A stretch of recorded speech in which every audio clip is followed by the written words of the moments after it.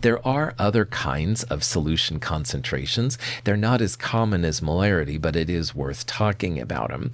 A lot of times with environmental studies, like figuring out contaminants, pollution, stuff like that in the water and in our air, they will use what's called a parts per million or a parts per billion. And mass percentages are also used sometimes, as well as volume percentages. So let's just briefly look at these and see how they work. A mass percentage is the first one we're going to look at. It's usually mass percent of some kind of solute. So it'll be like we saw earlier, the mass of what you're looking at divided by the mass of the whole thing times 100%. Now, a volume percentage is similar, except they're going to use like milliliters or liters or quarts or whatever. So it'll be the volume of what you're looking at divided by the volume of the whole solution times 100%. Now, mass percentages are more common than volume percentages, but you will see some volumes, just letting you know. In this example, we're adding 25 grams of sodium chloride to 55 grams of KCl. So it's a mixture, a solid mixture here of NaCl and KCl. And the question is, what's the mass percentage of NaCl in the mixture? No problem. So in the numerator, you'd have the grams of what you're looking at, sodium chloride, the solute, if you will. We'll divide it by the total mass on the bottom. So 25 plus 55 is what we'll put on the bottom. I think it comes out to be 80. And we'll multiply that fraction, if you will, by 100%. So if you do that, 25 grams of sodium chloride in the top divided by 25 plus 55, I believe that's 80, multiply that by 100%, 31.3% sodium chloride in this mixture. So if you see one of those, that's what's useful.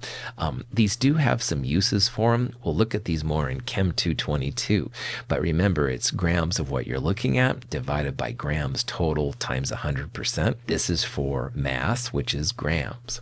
Here's another example. This is an example of some spinal fluid that was taken out of someone. Oh, freaky. Anyway, their spinal fluid has 3.75 milligrams of glucose. They want to know the mass percent of glucose. All right, no problem. Remember that these mass percentages, you have to use grams over grams or milligrams over milligrams. So make sure everything is in the same kind of unit. So in this example, there's 1,000 milligrams in a gram. So let's first convert milligrams to grams by dividing by 1,000. We'll then divide by the total mass, which in this case is 5 grams of spinal fluid times 100%. Mass percent of glucose here, 0.075%. So this is again how they do mass percentages. Kind of freaky to think about spinal fluids and stuff, but hey, it works and it's great, and I'm so glad they can do it. Medicine is pretty cool. This is an example of a volume percentage, which again is not used as much, but I wanted to show you an example of how this works. In a radiator, people will usually have water, but they will put either ethylene glycol or propylene glycol to make it not freeze as easily when it comes to the winter. So let's say that this car person, they took 50 milliliters of ethylene glycol and they added it to 120 milliliters of water. So 120 plus 50 is 170 milliliters total, and they want to know the volume percentage of the ethylene glycol. No problem.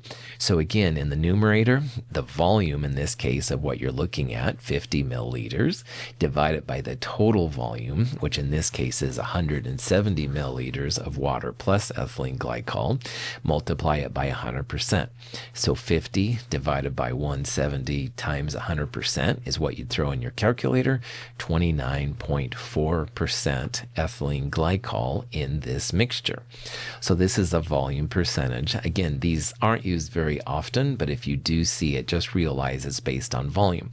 And you could use liters over liters. You could use microliters over microliters. Just make sure that your volume units are the same kind of volume, and you'll be good to go. Part per million and all the parts per units, as we'll talk about, are used a lot of times when you're talking about things in the environment.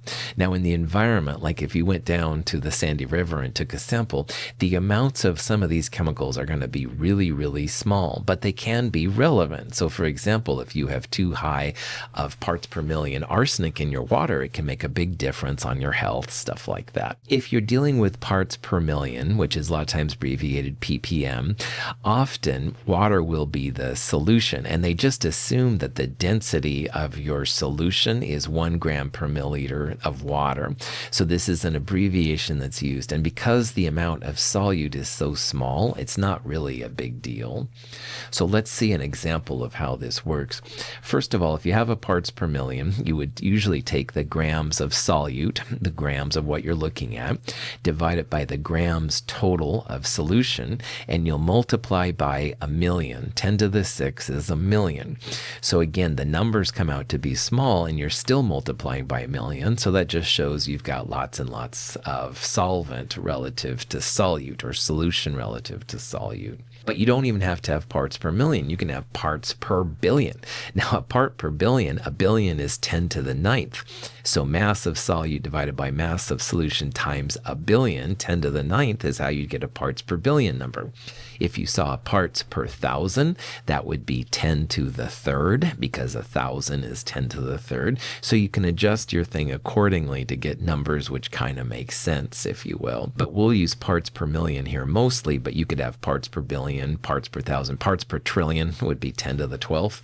Whatever you need, it can be figured out. Here's an example. We're looking at some kind of pollutant in groundwater. The pollutant is 5.0 milligrams, and it's in 100 grams total of your groundwater. We can express this concentration as a parts per million. Now, what we're going to do here is we first need to turn the 5 milligrams into grams, because we need grams over grams, and we have 100 grams total. So if you do all of this, here's 5 milligrams divided by 1,000. That'll turn your pollutant into grams. We'll divide it by 100 grams total, multiply by 10 to the 6, which is 1,000,000.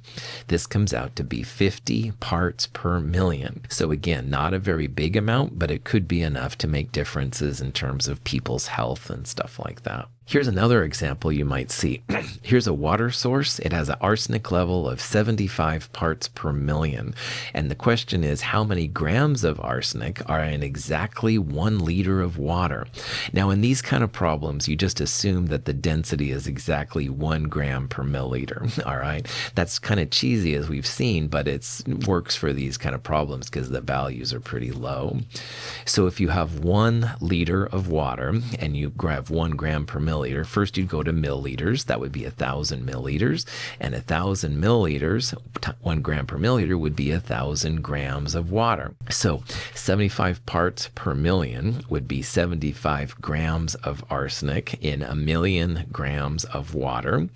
So 75 grams per million grams, and if you convert it all over from a liter, you're going to see that there's 0.075 grams of arsenic. So your 1 liter of water has only 0.075 grams of arsenic, which doesn't seem too threatening, but arsenic can be kind of funky. So that's why they use these kind of values then to figure it out.